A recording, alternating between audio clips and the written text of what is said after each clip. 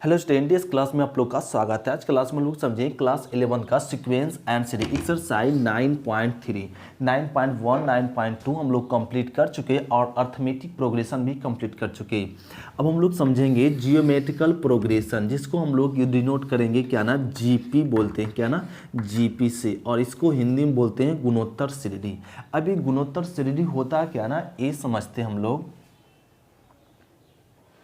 जैसे समझो क्या ना, ज्योमेट्रिकल प्रोग्रेशन कहेंगे एक श्रेणी जीपी में कहलाता है, क्या ना, एक श्रेणी जीपी में कहलाता है यदि पूर्ववर्ती पदों का अनुपात हमेशा क्या हो, स्थिर हो, और उस स्थिर अनुपात को सार अनुपात कहते हैं। इसे आर से सूचित करते हैं। जैसे इसी को हम लोग समझो अर्थात में यहाँ पे क्या समझेंगे, यदि एक श्रेणी या यदि एक श्रेणी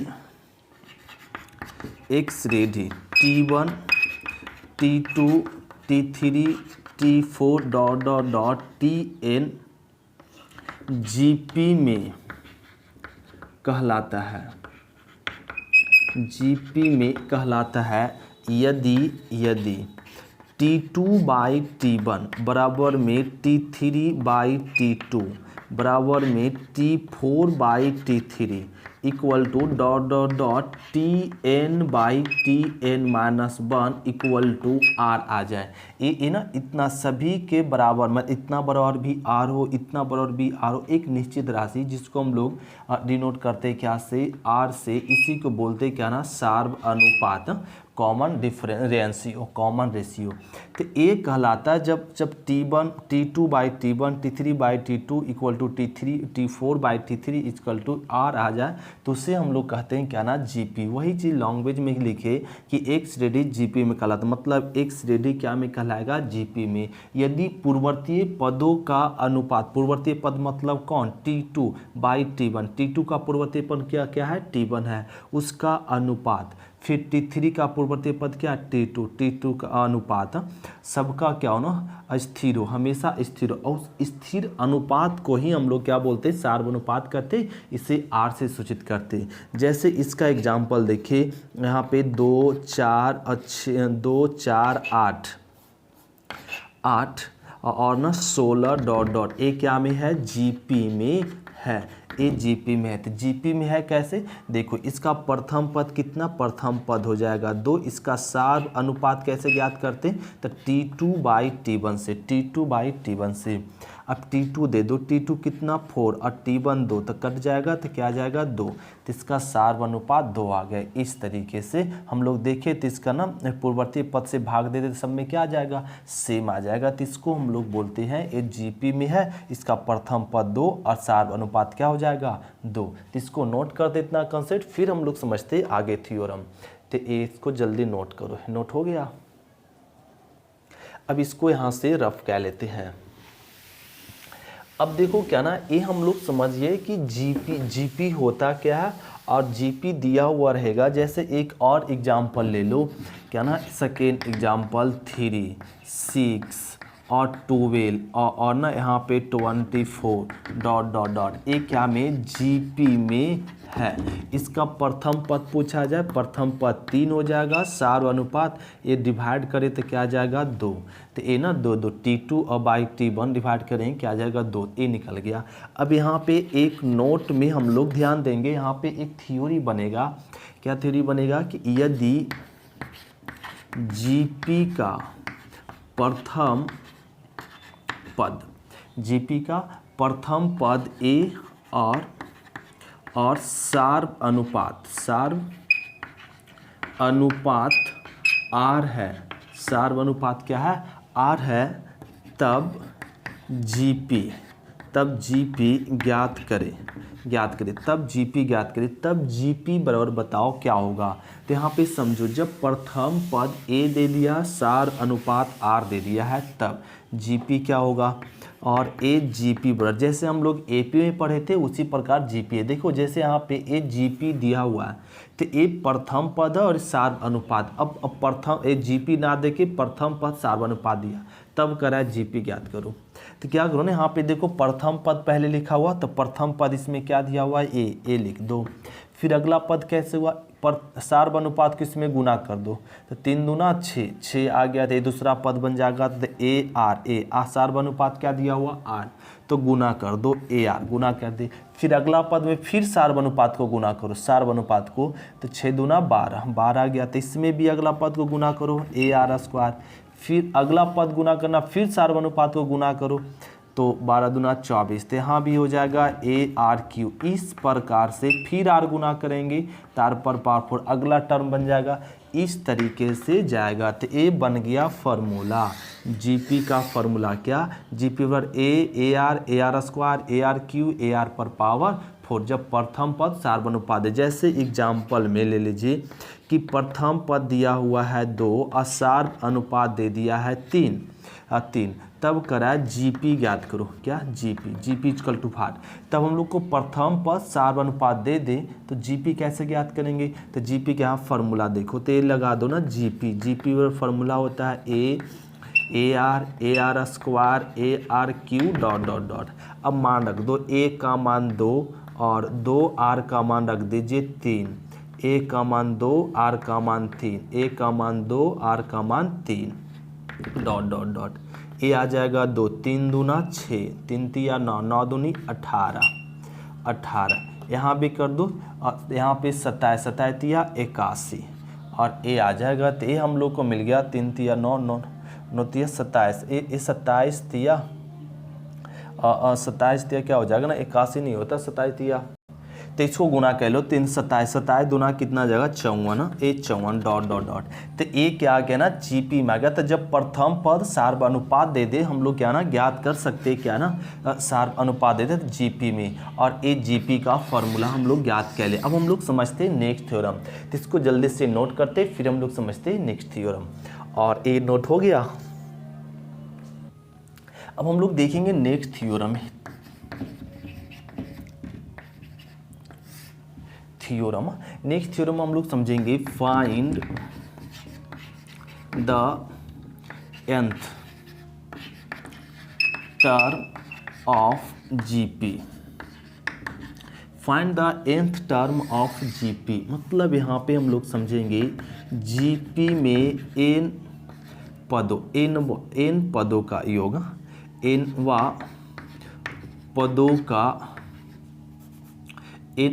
पद ज्ञात करें, nवा पद ज्ञात करें। ए करा ना हम लोग को ज्ञात करें, जीपी में nवा पद ज्ञात करें, या इसी को हम लोग बोल सकते हैं जनरल टर्म। तो जनरल टर्म जिसको हम लोग बोलते हैं समान पद। तो find the nth term of GP, GP का nवा पद ज्ञात करें, मतलब यहाँ पे जीपी का nवा पद ज्ञात करना तो मानना पड़ेगा, मान लो जीपी का प्रथम पद क्या है, ए है, और सार्व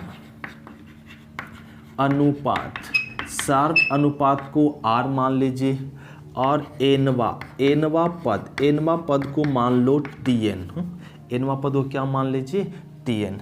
तब जीपी बराबर क्या फॉर्मूला हो जाएगा, इसको रफ कह लेते हैं। तो ये ना जीपी, तो जब प्रथम पद और सार अनुपात दे दिया है तो जीपी का फॉर्मूला हम लोग फाइंड कर सकते हैं आसानी से। देखो तो अभी पढ़े तो जीपी प्रथम पद ए सार्व अनुपात आर दिया हुआ, तो जीपी पर क्या फॉर्मूला हुआ, A R square A r Q dot dot dot, इस प्रकार से। तो इसमें अगर हम लोग समझे प्रथम पद, तो जीपी का प्रथम पद क्या हो जाए, प्रथम पद को क्या से सूचित कर सकते हैं, T1 से। T1 बराबर क्या है, प्रथम पद ए है। अब इसकी को पूछा जाए दूसरा पद बताओ, दूसरा पद, तो दूसरा पद को हम लोग सूचित करेंगे T2 से। T2 इसमें दूसरा पद क्या है, ए आर है।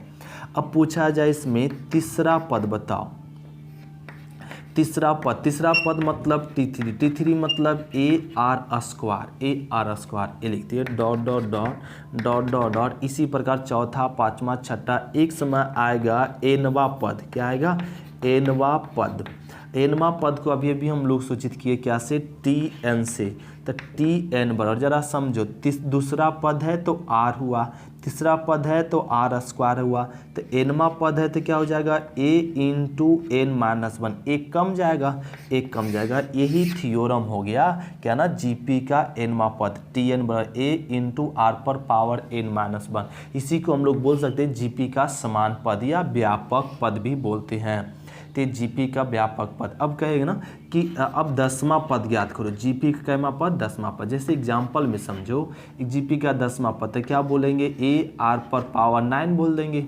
अब जीपी का कहेगा 12वां पद ज्ञात करो टी 12, तो क्या हो जाएगा ए आर पर पावर 11। अब जीपी का कहेगा 15वां पद ज्ञात करो, तो क्या बोलेंगे ए आर पर पावर 14। इस तरीके से बोलेंगे तो हम लोग समझ गए क्या ना जीपी एनवा पद। अब देखो इसी में ना हम लोग यहाँ पे एग्जाम्पल कुछ देखते हैं और क्या ना, अब देखो एक्सरसाइज को इस पे स्टार्ट करते, लेकिन कुछ पॉइंट है इसको पहले नोट कर लो फिर बताते। तो ए नोट हो गया पॉइंट, तो इसको रफ कह लेते हैं। ये देखो जल्दी से नोट कर लो। ओ अब ये ना रफ कह लेते। अब जरा समझे बात को। अब ये जीपी, अब ये जीपी में क्या ना, अगर यहाँ पे अभी हम लोग समझे कि जीपी का फॉर्मूला क्या होता है A R square A r Q और डॉट डॉट डॉट ऐसे। अब यहाँ पे पॉइंट क्या होगा कि अब ना एक थ्योरम आ गया कि कहेगा जीपी का प्रथम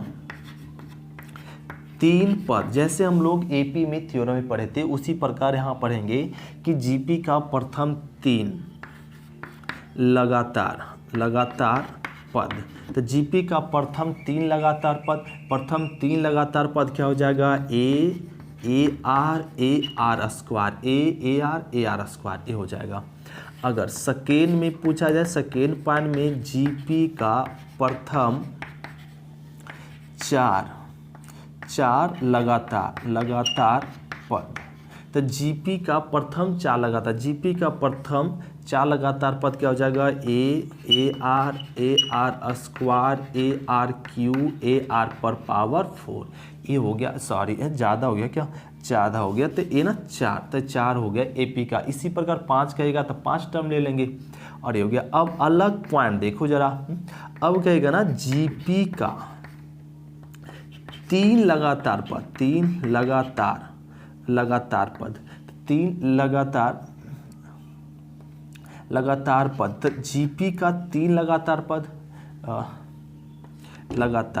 तो जीपी का 3 लगातार पद कहेगा। अब जीपी यहाँ प्रथम 3 लगातार पद था, यहाँ पे 3 लगातार पद है, तो जीपी का 3 लगातार पद कहेगा तो हो जाएगा a by r a R A हो जाता है जीपी का 3 लगातार पद। अगर कहेगा जीपी का 3 लगातार पद बताओ तो क्या बताएंगे ए बाई आर ए आर।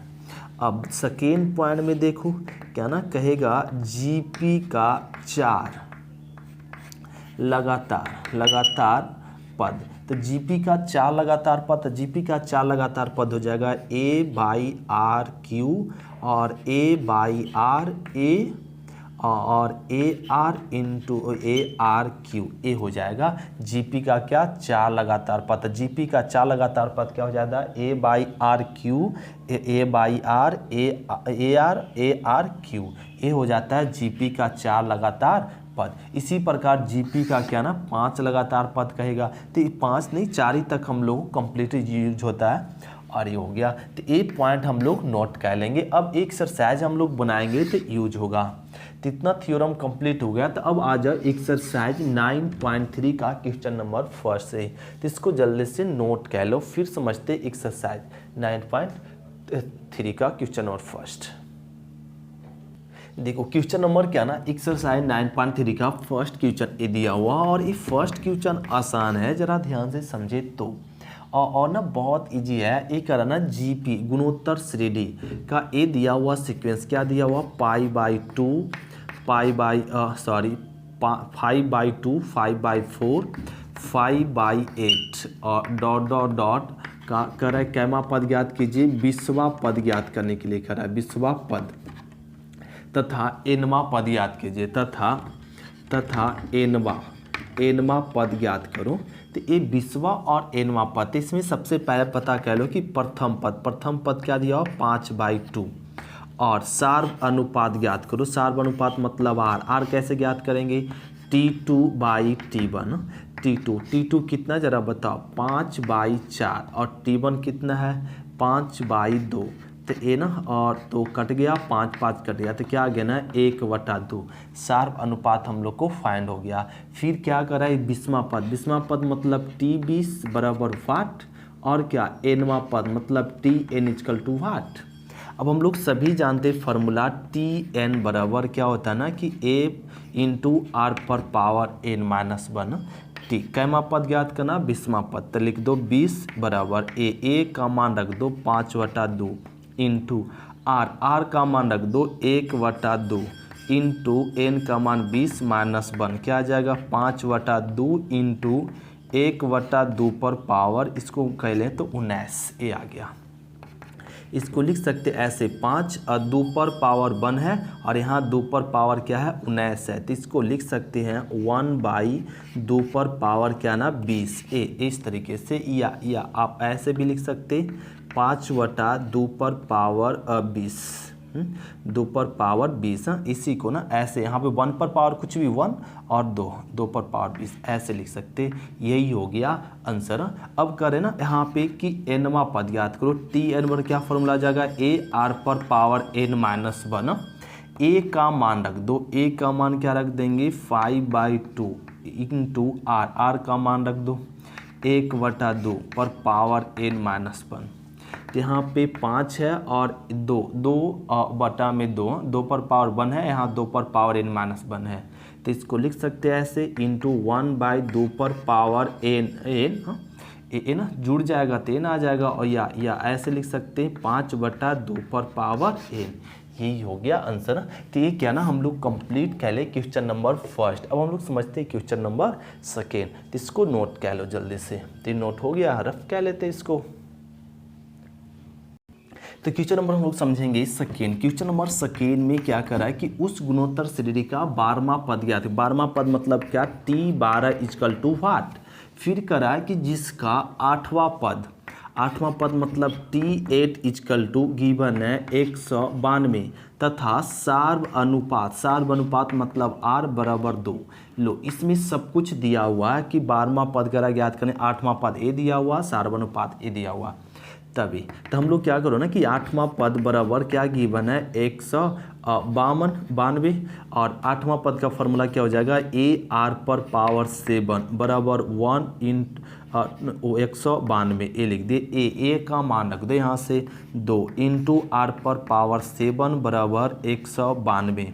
अब देखो एक कट रहा है काट दो यहाँ पे 9 दूनी 18 6 दूनी 12 96 आ गया तो आर पर पावर 7 इक्वल 9 पर पावर 96 ये आ गया। आर पर पावर 7 रहने दो और 9 पर 96 को हम लोग ना लिख सकते हैं यहाँ पे 2 पर पावर 7 तो 2 पर पावर 7 तो नहीं होगा। देखिए यहाँ पे गलती कर देना कि ये प्रथम पद है सार्व अनुपात दिया हुआ क्या ना 2 ये ना गलती कह ली। अब इसका सार्व अनुपात रख दो ना सार्व अनुपात तो आर के जगह पे क्या ना 2 रख दो ना आर के जगह पे क्या रख लेंगे 2 ये आर के जगह पे 2 रख लिए। अब यहाँ पे ना इसको लिख दो 192 बटा 2 पर पावर 7 ए आ गया। अब ये 2 पर पावर 7 आ गया तो ए बराबर ना अब ए ना इसको कट कर दो यहाँ पे ए ना 192 को रहने दो 2 को कै बार लिखेंगे 7 बार तो 2 को 7 बार लिखेंगे तो कैसे लिख सकते 2 गुना 2 गुना 2 गुना 2 गुना 2 कै बार 7 बार लिख दो तो 7 बार ऐसे लिख दो 2 गुना तो 3 3 6 1 7। अब एक कट कर दो एक कट हो गया कितना से 8 और 86। फिर कट कर दो 2 से तो क्या 4 और 3 आ जाएगा और ना यहाँ पे 4 और 3 ये आ गया। इस टर्म को ना ऐसे रहने दो यहाँ पे कट नहीं करो डायरेक्ट ए का मान निकल गया 192 बटा 2 पर पावर 7। अब हम लोग को ज्ञात करना क्या T12 को लिख सकते हैं ए आर पर पावर 11 ए आ गया। अब मान रख दो ए प्रथम पद क्या निकाले 192 बटा में 2 पर पावर 7 इंटू आर का मान रख दो 2 पर पावर 11 ए आ गया। तो 192 गुना 192 इंटू अब 2 पर पावर 7 है यहाँ पे 2 पर पावर 11 घट जाए तो 2 पर पावर क्या बचेगा 4 अब 192 इंटू 2 को 4 बार गुना करेंगे, क्या आ जाएगा 16।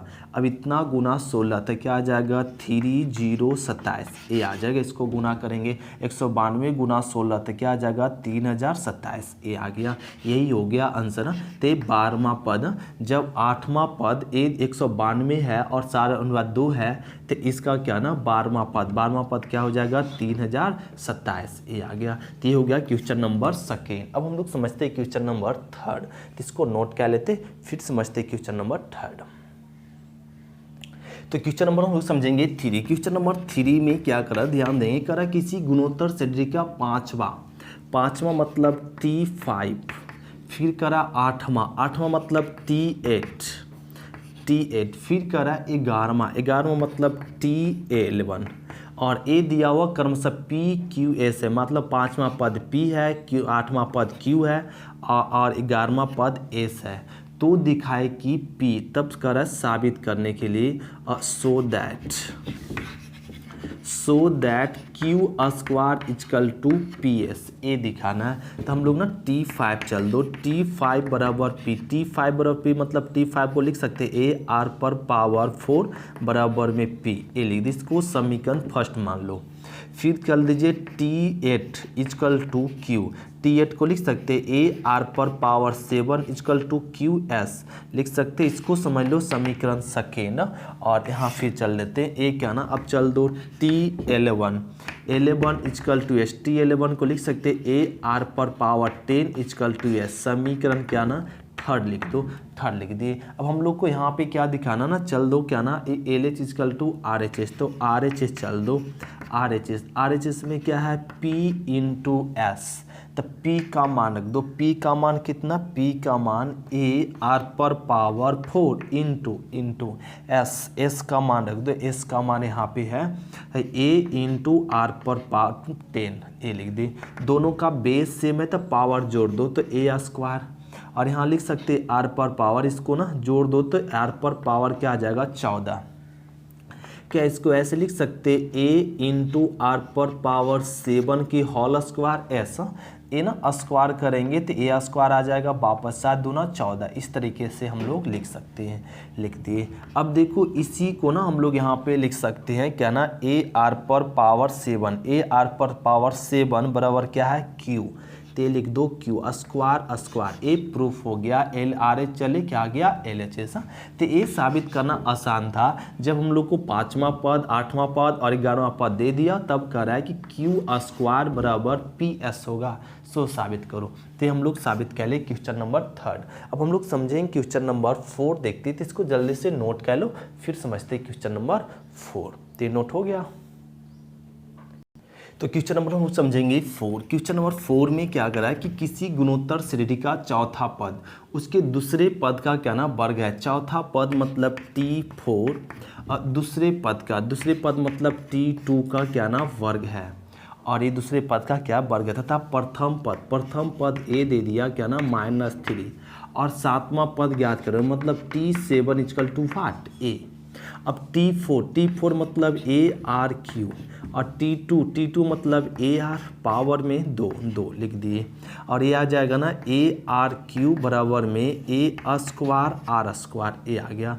तो यहाँ से ना कट कर लो, देखो ना कट जाएगा A कट गया, और RQ इक्वल टू R², तो इंटू में A।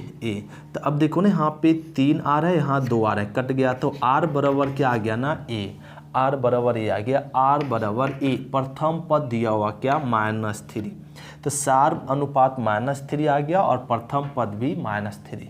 अब हमें निकालना क्या है 7वां पद, तो 7वां तो T7 का फॉर्मूला होता है AR⁴ 6, ये हो गया। तो T7 ए का मान रख दो -3, R का मान रख दो -3, A का मान -3, R का भी मान -3 पर पावर क्या 6।